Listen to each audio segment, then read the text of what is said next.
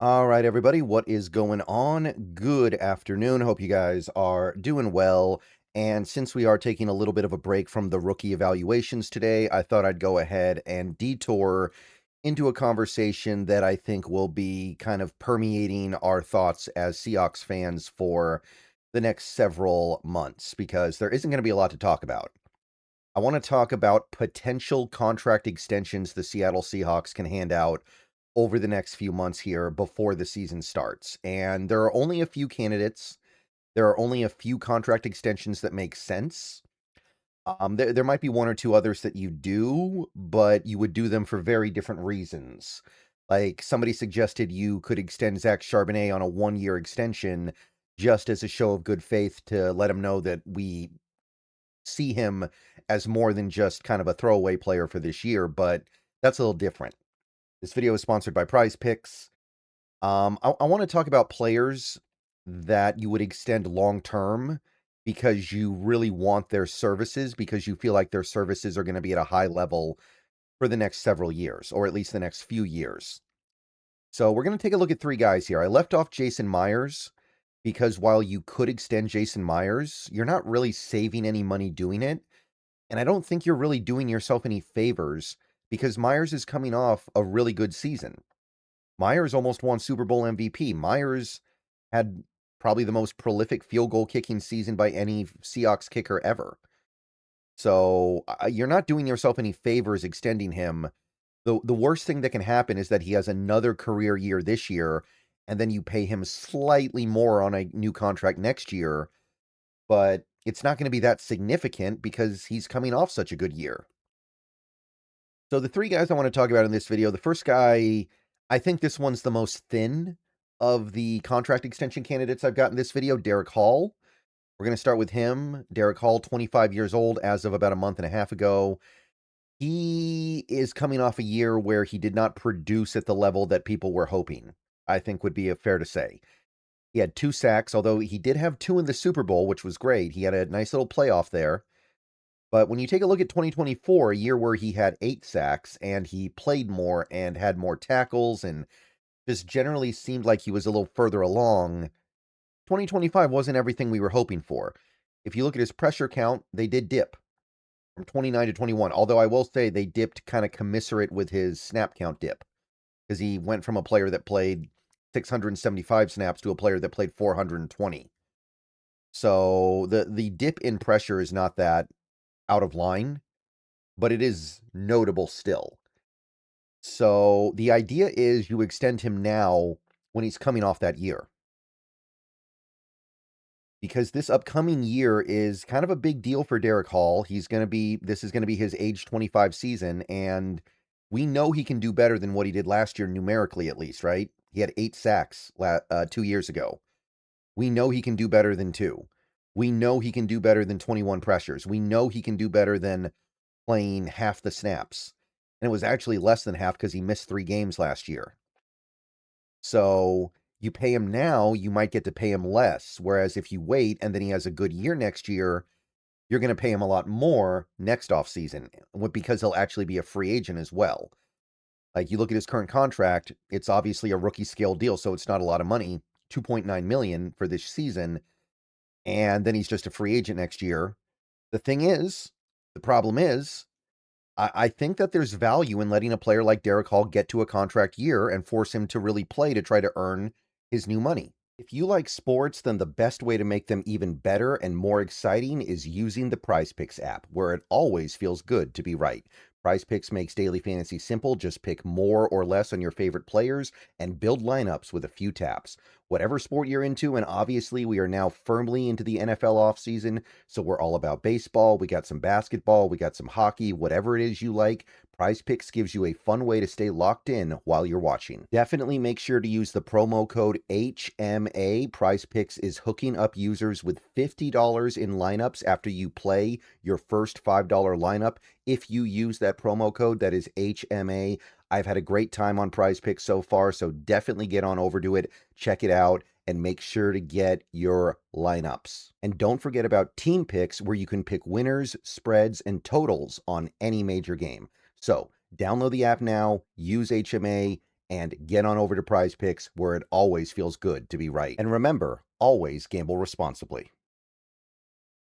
And also, it is possible that this is just what Derek Hall is. Derek Hall could just end up being kind of a replacement level or slightly above replacement level player who gets you a few sacks a year, and that's it. 2024 could be the fluke. So this one, I don't really see happening this way. The other thing is you're not saving any money on an extension for him in 2026. You're actually going to pay him more because of the bonus money and the way contracts work, but that's not a big deal. But it is something that you have to take into account here, because the reasons why you would give out an extension are not what they typically would be. It would just be about saving money in 2027 and beyond. And I just don't feel like this is the right gamble to take. Like, you did this with Abe Lucas last year. That made a lot of sense to me. This, I don't feel like it would make sense. Okay, so the next guy is Leonard Williams. And with this guy, here's the thing. Normally, the reason why you would extend Leonard Williams, if you did, was because you're trying to clear cap space for 2026. Because if you go to his Spotrac page and you go to 2026, you'll see that his cap hit is almost $30 million for 2026. That is about 10% of the cap. So he is making a pretty massive percentage of the cap for 2026. I think he is our highest paid player. So normally you would look at that and go, oh, we have to extend him so we can bring this cap hit down and save money in 2026. So we get something we want in freeing up immediate cap space, and he gets something he wants in terms of long-term security. Now, here's the thing. The other side of that is the Seahawks don't need cap space. They have made it through the offseason with money to spend. Like, they just gave that money to Dante Fowler. Unless they're planning on making a big swing here, like a Max Crosby trade or Myles Garrett trade, they don't need to free up cap space for 2026. They can just eat the $30 million cap hit on Leonard Williams for 2026, even if he doesn't necessarily play at that level. And it doesn't really affect them that much because in their mind, they're like, well, we've already done what we need to do. We've already spent money. We extended JSN. We can still afford to extend Witherspoon. We could sign Jadeveon Clowney. We could sign this guy. And there's not a lot that we can do that will stretch our cap beyond where it is right now, really, unless you're trading for one of the big guns. And it doesn't seem like that's going to happen. So the incentive on the part of the Seahawks to extend Leonard Williams is a little bit low. That's not to say it's non-existent, because Leonard Williams, very, very good player. Coming off a Pro Bowl, coming off all-pro second-team appearance, 7-sack season, played all 17 games. He's been nothing but a warrior for you ever since he got here. Been an awesome player. Very, very crucial part of the number one defense in the league and the team that ultimately won the Super Bowl. Had a sack in, I can't remember if it was against the Niners or Patriots, but he had a playoff sack as well. Was generally effective all season long. And this is somebody that you might want to keep around. And the price tag is probably only going to go up because the cap keeps going up. Unless Leonard Williams dips significantly in 2026, you're probably going to want to, if you plan on extending him, take care of it as soon as possible. And players of Leonard Williams's caliber usually do not play on their contract year. They're good enough to demand long-term security, and teams usually feel it fair to give that to them. Now, I don't know if Leonard Williams would actually hold out or throw a fit if he doesn't get his extension. It doesn't seem like he will. But there's another factor at play here, too. And this is the thing that is hard for us to know. We don't know where Leonard Williams is mentally with his NFL career. Like, Leonard Williams has now made an all-pro team. He's made a third Pro Bowl. He's won a Super Bowl. He's been part of a all-time great defense. He might be kind of thinking about not playing football for that much longer. And here's the thing to keep in mind. If Leonard Williams plans on playing football for a few more years, I would love to get him extended. If Leonard Williams is planning on playing football until he's 35, which he can do, by the way, players of this level of talent and athletic ability are productive into their mid-30s quite often. I think it's very reasonable to expect that Leonard Williams will be a good player for a few more years. and is worthy of the extension that you could give him. But here's the thing. If you think there's any part of Leonard Williams that is thinking about making 2026 his final season, or maybe even 2027, where he's going to play one more year after this one and that's it, then the extension becomes dicey, because the thing to remember is when you extend the player, there are guarantees in that contract, and theoretically those guarantees hold even if the player retires. So if you extend Leonard Williams, you need to be confident that he's not going to suddenly go, I don't feel like playing football anymore. And as much as Leonard Williams could play football for a few more years, that doesn't mean he will. I think he can play until he's 35 or 36 even, but he may choose a different path. He may decide, you know what? I've done everything I can do in this league. I'm happy with where I am. I'm content. I want to go do something else.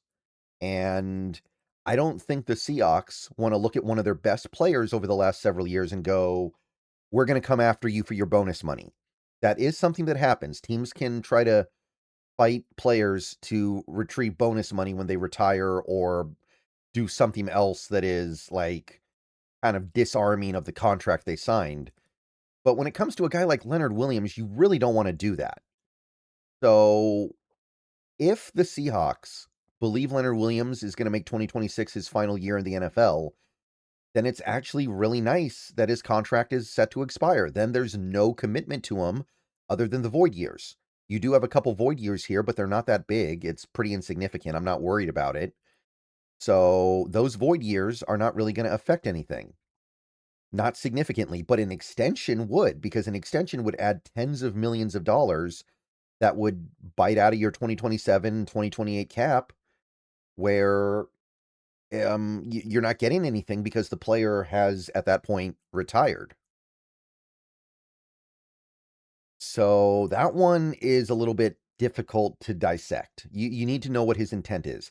If he plans on playing a few more years, I'm trying to extend him now, because unless Leonard Williams's role gets scaled back significantly in 2026, I imagine he's still going to be a very good, very productive player.